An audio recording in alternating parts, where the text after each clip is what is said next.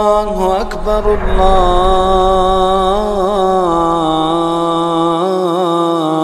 الله أكبر. الحمد لله رب العالمين وصلى الله على نبينا محمد وعلى آله وأصحابه أجمعين. أعوذ بالله السميع العليم من الشيطان الرجيم من همزه ونفخه ونفثه. بسم الله الرحمن الرحيم. والشمس تجري لمستقر لها ذلك تقدير العزيز العليم. والقمر قدرناه منازل حتى عاد كالعرجون القديم. لا الشمس ينبغي لها أن تدرك القمر ولا الليل سابق النهار وكل في فلك يسبحون. سبحانك لا علم لنا إلا ما علمتنا إنك أنت العليم الحكيم. رب اشرح لي صدري ويسر لي أمري واحلل عقدة من لساني يفقهوا قولي واحلل عقدة من لساني يفقهوا قولي. عزیز ساتھیو، اللہ تبارک و تعالی نے اس ساری کائنات کو ہمارے اور آپ کے لیے مسخر کیا ہے. اللہ تبارک و تعالی نے ہمارے ہی فائدے کے لیے چاند کو جاری کیا، اس کی منزلیں متعین فرمائی ہیں.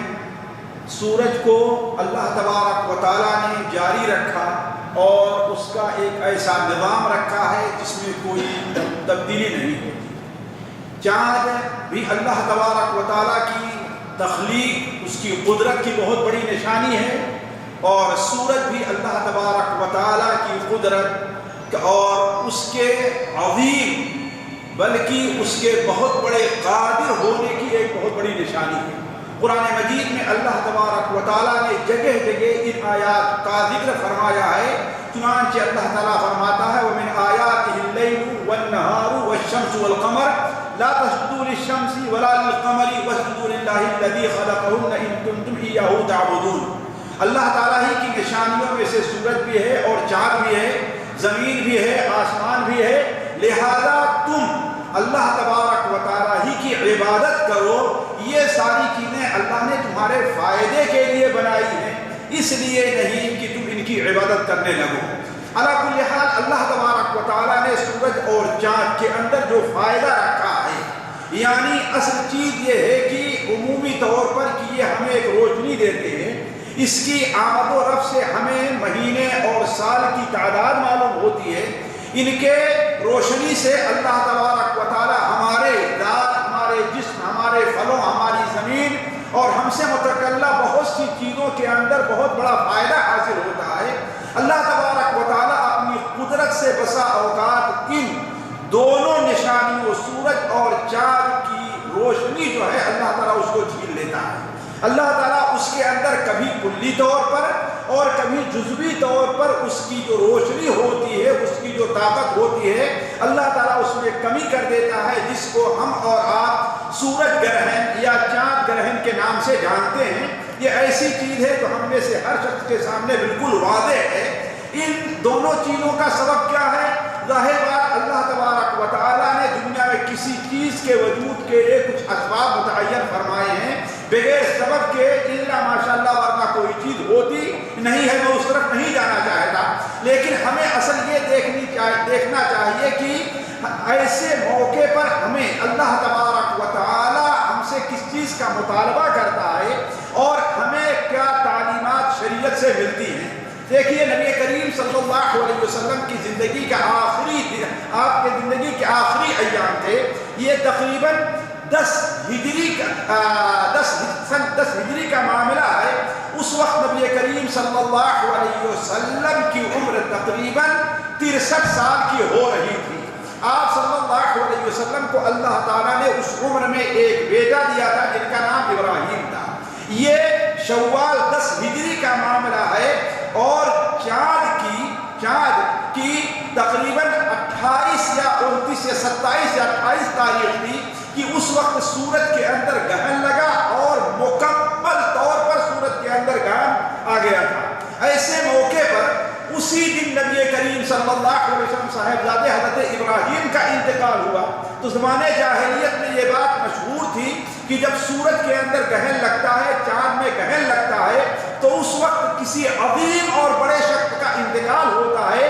جس کا سوگ سورج اور چاند بھی مناتے ہیں۔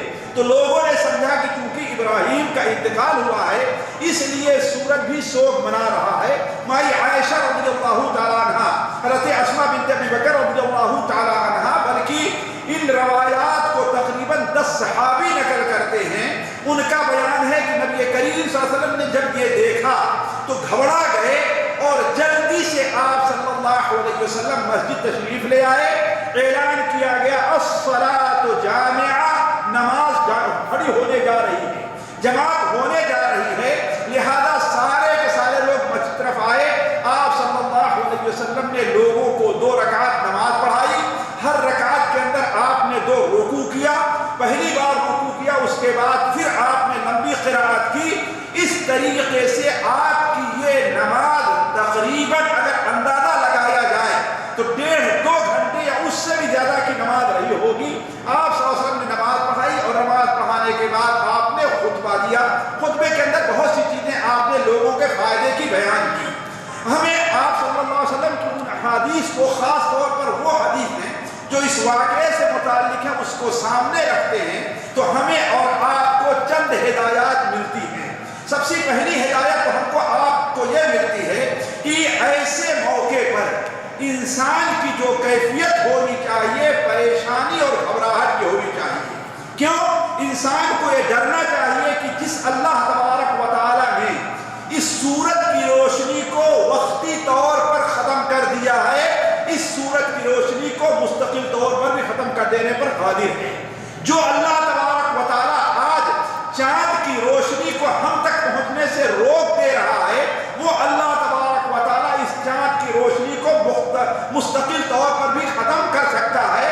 لہذا انسان کی جو کیفیت گھبراہٹ ہونی چاہیے، اور جانتے ہیں بسا اوقات آج بھی لوگ یہ گفتگو کر رہے ہیں کہ چاند کے اندر جب کبھی کبھار ایسا گرہن لگتا ہے کہ پورے چاند کو چھا جائے، جس موقع پر چاند کی کیفیت بالکل خون جیسی ہو جائے، سرخ ہو جائے، ایسے موقع پر زلزلوں اور طوفان کے آنے کا بھی خطرہ رہا کرتا ہے۔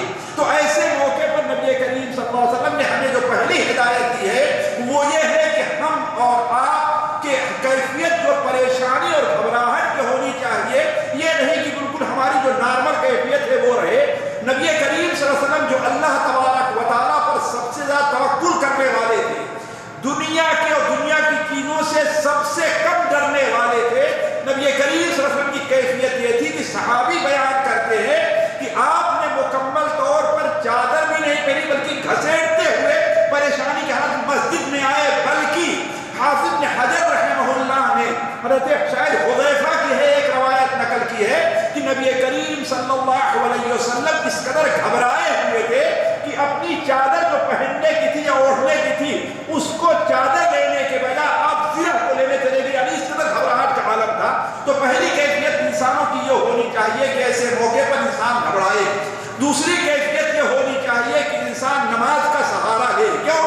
اس لیے کہ انسان کو پریشانی اور مصیبت سے بچانے والی چیز جس قدر نماز ہے کوئی دوسری چیز نہیں ہے۔ اللہ تعالیٰ فرماتا وَاسْتَعِينُوا بِالصَّبْرِ وَالصَّلَاةِ، اللہ تبارک و تعالیٰ سے مدد حاصل کرو، کس کے ذریعے سے؟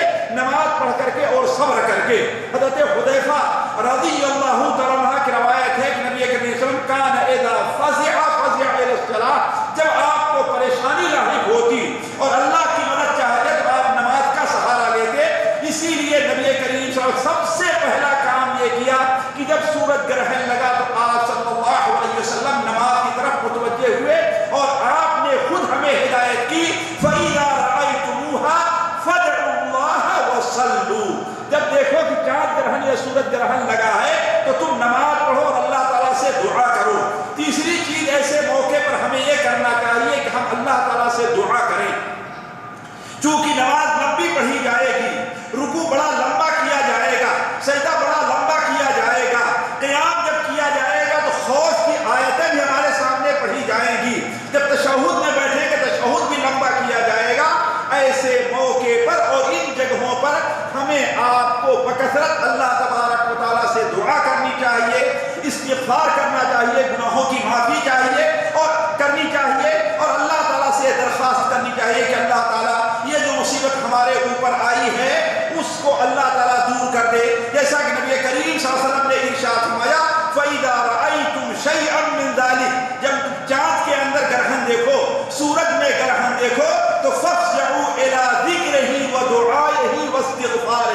تو تم گھبراؤ اور گھبرا کر کے اللہ تعالیٰ سے اس کی دعا کا سہارا لو، اس کے استغفار کا سہارا لو اور اللہ تعالیٰ کے ذکر کا سہارا لو۔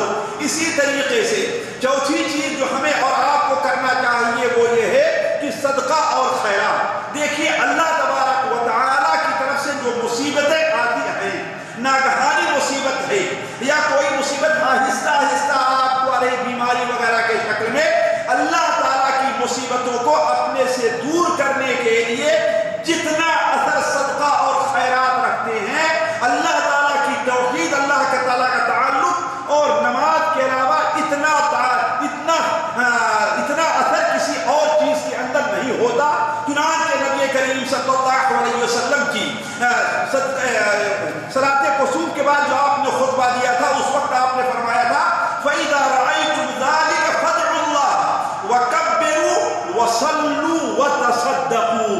جب کسوف کو دیکھو، خسوف کا دیکھو، چاند گرہن، سورج گرہن کو دیکھو، تو ایسے موقع پر تم اللہ تبارک و تعالیٰ سے دعا کرو، اللہ تعالیٰ کی بڑائی بیان کرو، نماز پڑھو اور جو کچھ صدقہ اور خیرات ہو سکے تم صدقہ اور خیرات کرو، اس لیے کہ صدقہ اور خیرات اللہ تبارک و تعالیٰ کے غضب اور اللہ تبارک و تعالیٰ کی پریشانیوں کو انسانوں سے دور کرتے ہیں۔ پانچویں چیز یہ ہے، اللہ کے رسول نے ہمیں جو ہدایت فرمائی ہے، جیسا کہ صحیح بخاری میں حضرت اسماء بنت ابی بکر کی روایت ہے کہ اگر کسی سے ہو سکے تو غلام آزاد کرے۔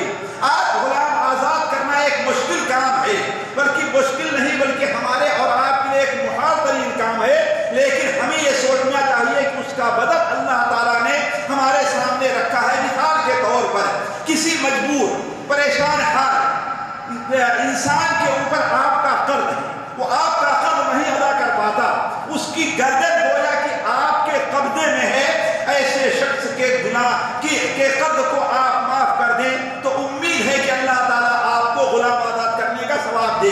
ایک شخص ہے مجبوراً کسی وجہ سے وہ قید کے اندر پڑا ہوا ہے، اس کے اوپر ایک لمبی مدت کے لیے سزا سنا دی گئی ہے، لیکن اس کے پاس پیسہ نہیں ہے کہ پیسہ دے کر کے اسے قید سے رہائی مل جائے۔